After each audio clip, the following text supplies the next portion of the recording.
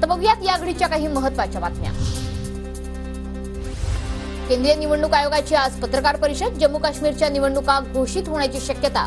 महाराष्ट्राच्या निवडणुका घोषित होणार का याकडे लक्ष।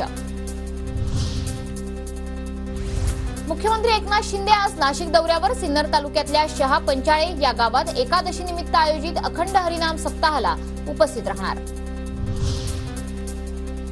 गणेश मंडळांजवळ मोफत पार्किंगची सुविधा उपलब्ध करून द्या। मोठ्या मंडळांना रुग्णवाहिका, डॉक्टर आणि परिचारिकांची टीम सुद्धा द्या।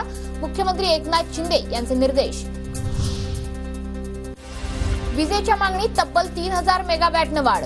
बंद करावे लागलेले वीज निर्मिती संच आता पुन्हा सुरू झाले। माजी आमदार राजू तोडसाम यांच्या शिक्षेला स्थगिती देण्यास उच्च न्यायालयाच्या नागपूर खंडपीठाचा नकार। दोषसिद्धीला स्थगिती देण्याचा अर्ज फेटाळल्यामुळे राजू तोडसाम यांच्या निवडणूक लढवण्यावर प्रश्नचिन्ह। शाळांमधील आरटी प्रवेशाच्या पहिल्या सोडतीची प्रक्रिया पूर्ण। यादीतील विद्यार्थ्यांना प्रवेशाची संधी दिली जाणार। 26 ऑगस्ट पर्यंत प्रवेश पूर्ण करण्याच्या सूचना। अभियांत्रिकीची पहिली यादी जाहीर। 1,26,000 विद्यार्थ्यांना मिळणार प्रवेशाची संधी। राज्य सामायिक प्रवेश परीक्षा कक्षाकडून यादी जाहीर।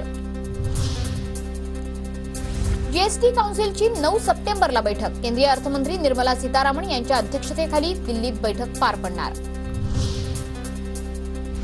प्रसिद्ध स्त्रीरोग तज्ञ लेखक डॉक्टर शंतनू अभ्यंकर यांचं प्रदीर्घ आजारानं निधन।